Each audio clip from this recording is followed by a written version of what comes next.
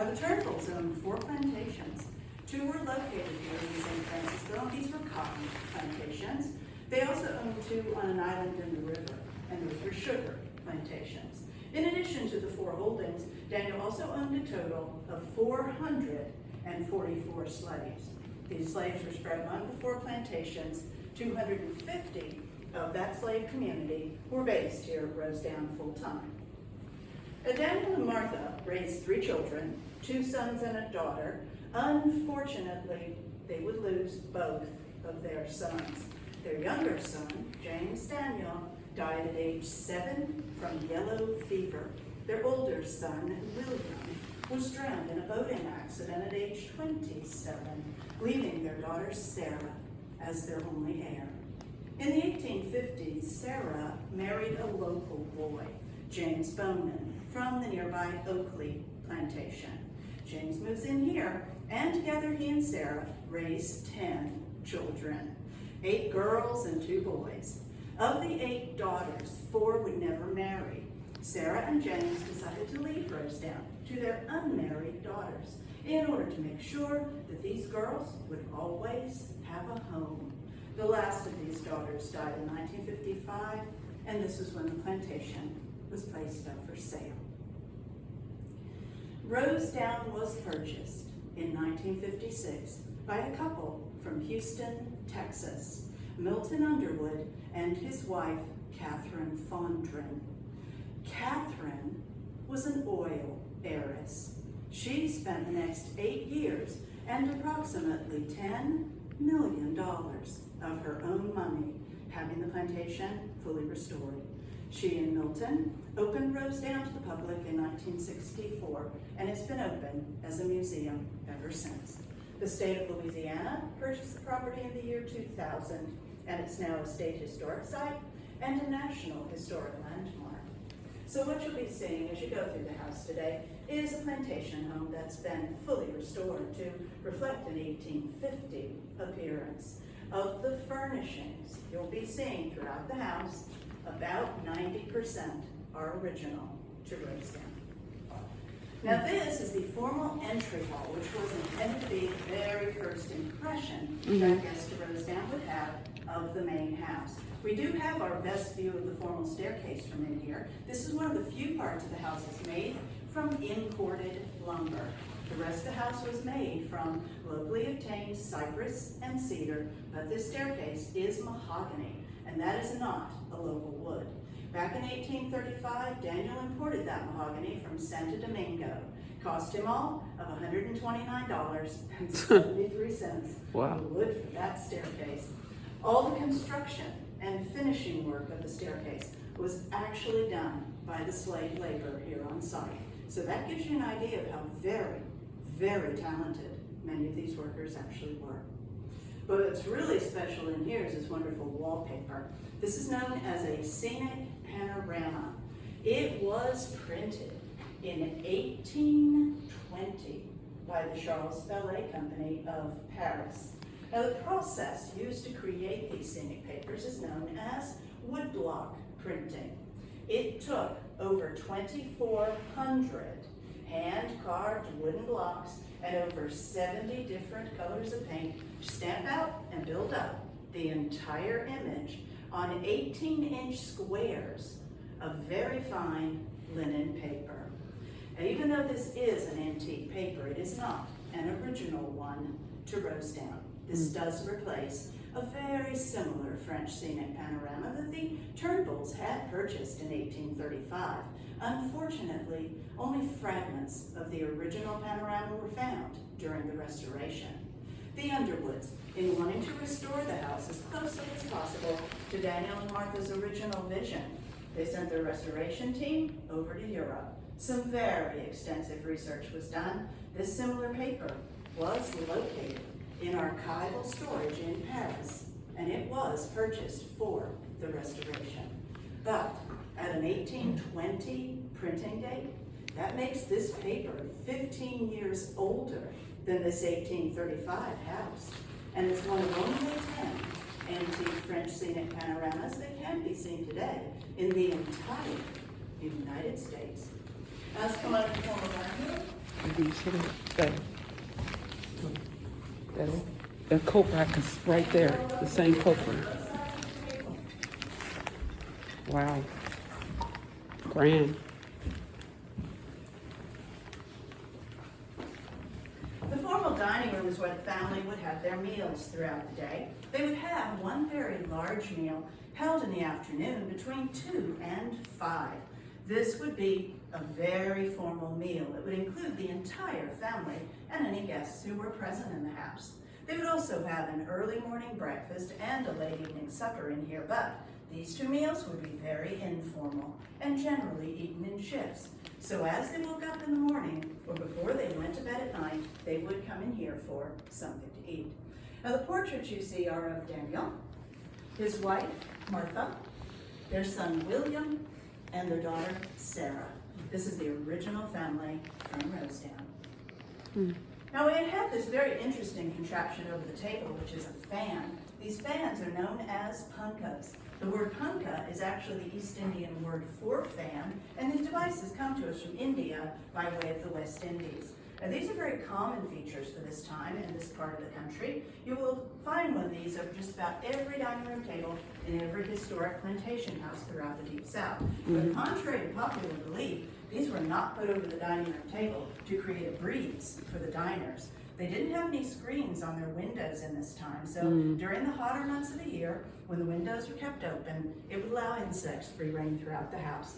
A slave child would be stationed over here to pull on the cords, causing the punka to move over the table. Now, it might create a slight breeze for the diners, but the main purpose was to keep the air circulating over the table to keep those flies from settling on the food. For that reason, down here in the South, these punkas have become much more commonly known by the nickname of the shoe fly. And the young man who operated the punka in this household, his name was Richmond, and he was 11 years old. Now, it turns out that Daniel Turnbull, the original owner of the plantation, was something of a progressive individual. When Rosedale was built, he included a lot of very innovative design features that you don't normally see in houses of this time. If you look at the far window in here, you might notice that it's an unusual design for a window because it has two little doors underneath the glass. This is what's known as a jib. Now, it can be used as a regular window by just raising the sash, as is, but if you also open those two little doors underneath, you now have an extra doorway in and out of the back of the house to these service areas. Also, by opening that front door during the hotter months of the year, family was able to generate a very nice cross breeze blowing right through the center of the house. But that is known as a jib window. Now we'll continue on through here. Not that long. The long, sorry, kitchen. Butlers Pantry, man.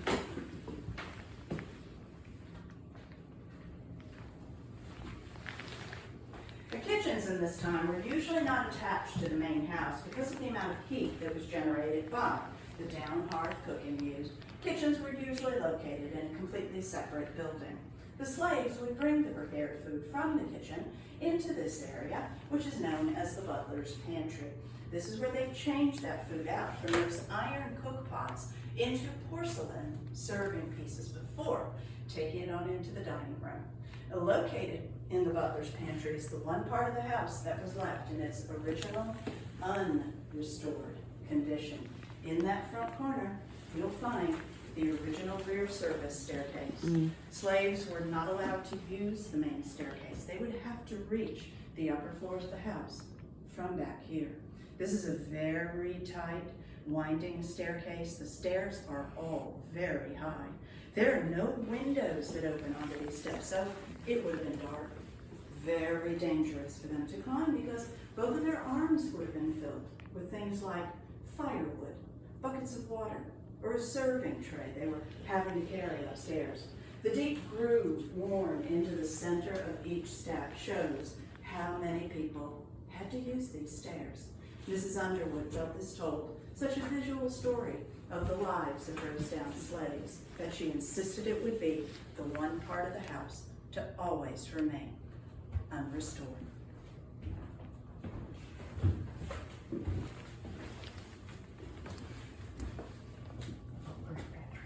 Mm-hmm.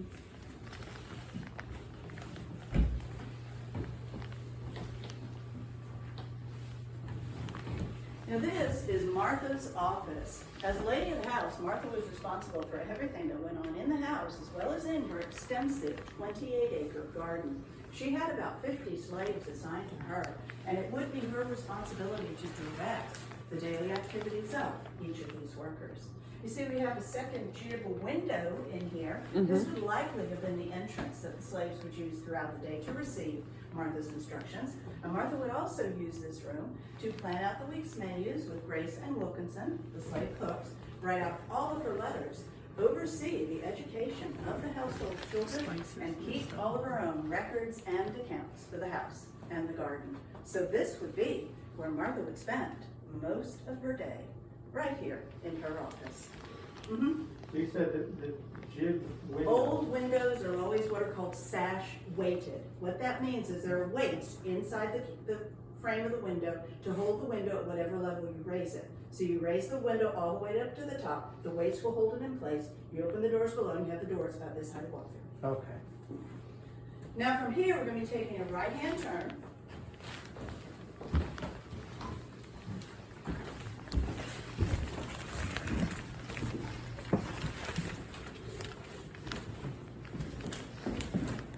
Now this is one of two side wings that Daniel had added onto the house in 1845. He added this north wing. This was used mainly as a guest wing in order to balance the appearance of the house from the front. At the same time, he also had a wing added to the opposite side of the house, which we'll see a little later. Now, as a guest wing, this had some features that would have made it luxurious at times for guests here. On either side of the chimney, you'll find the first of some very innovative built-in storage. These little fireside cupboards make use of what would otherwise have been wasted space on either side of the chimney, but Daniel made use of this wasted space by putting these cupboards in many of the rooms of the house. Now we think in the bedrooms, these were used to store bed linens, which would have made it especially nice for a guest during the winter months because the heat from that fire would have warmed both of those cupboards, giving that guest warm sheets for his bed. But probably the most luxurious feature for a guest in here, as well as the most innovative design feature Daniel added to the entire house, Just to have is that. through that indoor door. That is a very rare indoor shower. No, that's crazy. There was a cistern located on the roof that caught rainwater. Wow. It fed down by way of a narrow pipe into the overhead tank. Person could stand in the tub. Now the original tub, of course, would have been much larger than that little tub that's in there now. But by pulling on that cord, they could have a nice, refreshing rainwater shower during those hot summer months we get down here. Now the indoor shower did not become commonly seen in American homes until the late 1880s. So to find something like that in an 1845 edition shows that Daniel was about 40 years ahead of his time in his thinking. Over on the little table near the fireplace, we have a Turnbull Bowman family photograph. Elderly woman in the center is Martha Turnbull, the original matriarch of the family, at about the age of 86 years old. Behind her, to the right, is her daughter Sarah. Gentleman with the white beard is James Bowman, Sarah's husband. The 5 young women grouped around Martha are 5 of Sarah and James's 8 daughters. And there's a baby held in the lap of one of the front women that's the first of Sarah and James's grandchildren. So in one photograph taken in 1895, you have 4 generations of the family who lived here. On the mantle, we have a photograph of James Bowman in his younger years. This was taken several years prior to the Civil War. James actually served as a cavalry officer for the Confederacy during the Civil War, and that sword was his cavalry saber. Wow. So we'll continue on. Get the whole thing, baby. Okay. You ain't gonna take no pictures, B? I know, but you can get me for a second. Getting video because I can't get.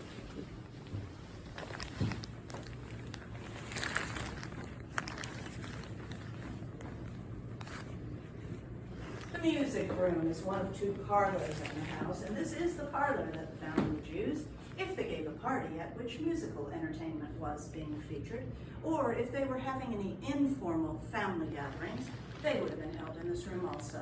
Music was an important part of plantation life. It was the main form of entertainment, but it was also part of the education for the household's children. Now, the children were homeschooled here between the ages of 5 and 15, at which time they would travel to either the northeast of the country or to Europe for additional education in universities or finishing schools. But while they were being homeschooled, they would each be expected to learn at least one musical instrument. According to family writings, musical instruments that were available for instruction here were the piano, the guitar, the violin, the harp, and the flute. So this was a very musically inclined family. Any questions before we go upstairs? You said northeast. I saw on the other building that they would go to Saratoga Springs. That's where they would usually spend the hottest part of the summer, was in Saratoga Springs. It was also considered the most deadly part of the summer, Yeah. because that's where you had all the yellow fever prevalent in the area. Now, did they go for, was there horse racing back then? They went to the horse. And he was born in Saratoga Springs. But yeah, that's where the family would spend most of their summers. Nice. Any other questions? Once you can. Now, as you go up these stairs, take your time. Stairs are very steep, and if you need to use the handrails, please feel free to do so. We keep them disinfected. Ladies first.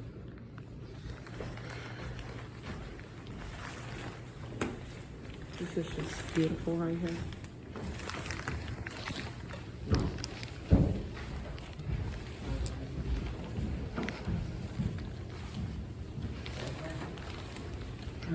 The stairs I wouldn't have been able to use in 1800s.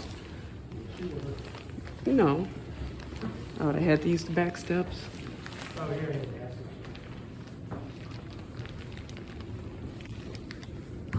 Now, this area of the house is known as the upstairs sitting hall. Would have been a very popular spot for the children of the house to gather. They would come up here in the afternoons to play games like chess or checkers. Very popular games in this time, not only for their entertainment value, they're also thought of as educational tools. Both games that taught strategy.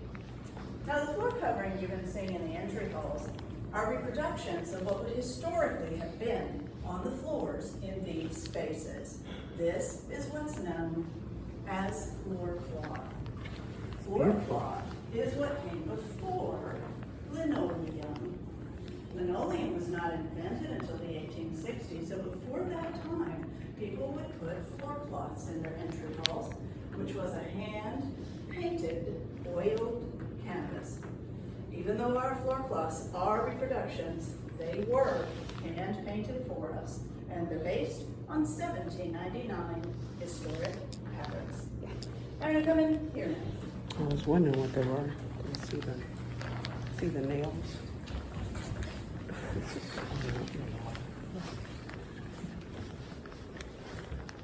Now, this is the north bedroom. The room we believe was Daniel and Martha's master bedroom. And as you can see, we do have some more of those very innovative built-in storage features up here. On either side of the fireplace, we have built-in closets.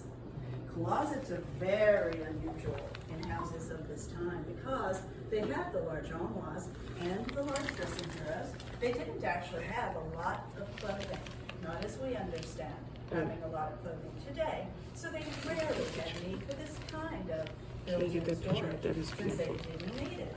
They would not think to include it in their houses when they were built. You can see that these are very shallow. They would not have held much, but the depth of them is almost exactly the same depth as the fireplace.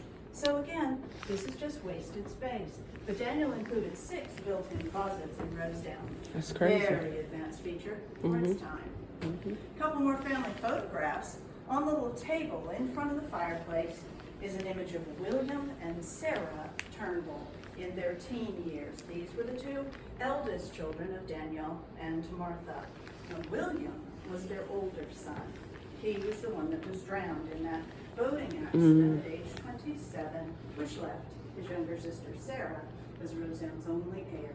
She was the one who married James Bowman and had those 10 children. One of those 10 children is the young man whose picture you see across the room. This is the eldest of James and Sarah's 2 sons. His name is Daniel Bowman. Now this Daniel chose to devote his life to military service, and the sword on that chair to the right is the one that he carried when he served as a lieutenant during the Spanish-American War. Now continue back here. You see that view out of the window, baby? Look at this view. It's amazing.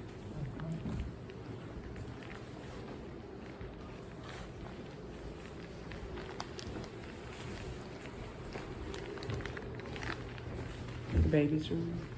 Now this is the children's nursery, which is where the youngest children of the house would have slept.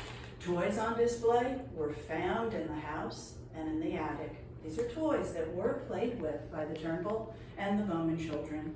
The portraits on these opposite walls are pastel portraits with images of 5 of Sarah's 10. And we do have another closet in the front corner. Wow. Now, as we go down the rear hall, you'll notice a door open to your right, which is the second floor doorway to the rear surface staircase you saw from downstairs. If you take a look up through the door as you go by, you'll be able to see that these stairs do continue all the way up to the attic. This is the only way you can get into the attic of this house. Now, the attic was only ever used by the family for storage. No one ever lived up there. The slaves actually stayed in cabins on a separate part of the plantation.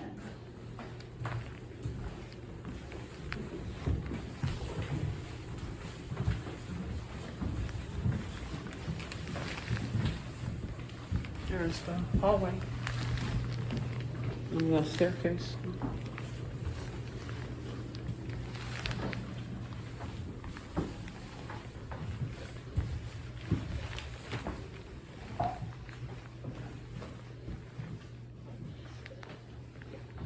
Now this is the youth bedroom. It was a bedroom used by the older children in the house. Probably the last bedroom that they would stay in before they went off to boarding school, either in the northeastern United States or in Europe.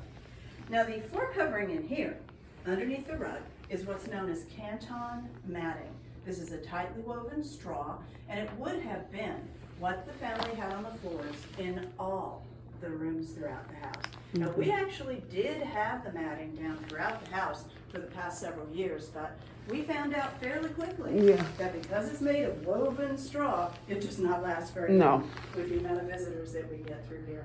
So we've taken it up in the rest of the house, and we're just leaving it down fully in one room so people can see what the family would have had covering their floors. Now, the canton matting was historically available from only one place in the world.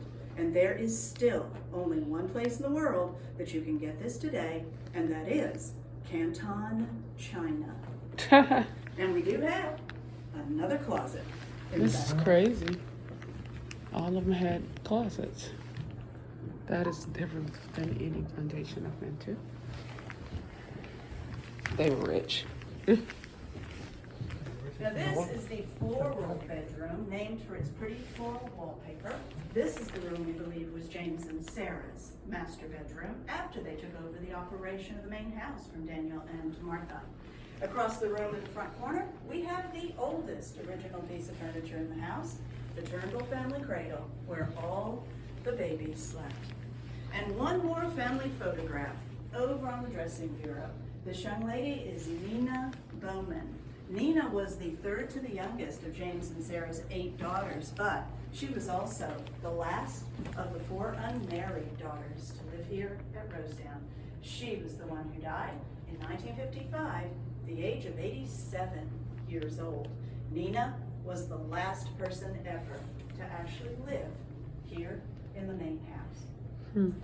Now from here, we're going to take a quick trip out onto the front gallery so you can see the best view from the house. So they had this wardrobe and that. That's crazy. very grand. Huge. Wow, baby, look at this is the pictures. Oh, he pulled it out now. Rose Downs Gardens were Martha Turnbull's passion. I She could see. devoted 60 years of her life to creating and maintaining these gardens. Wow. At the end of every day's work, she would record what had been done that day in a little garden journal. She kept that journal for those entire 60 years. The journal made possible the near perfect restoration of these gardens because in it, Martha made very specific entries as to what plants she got, where she got them, and even where she put them in her garden. It was like having a blueprint to see that all of this was brought back. But the design for these gardens, Martha actually got from Queen's Gardens of Europe on sale from and Daniel Chapel there. At that time, Martha was finished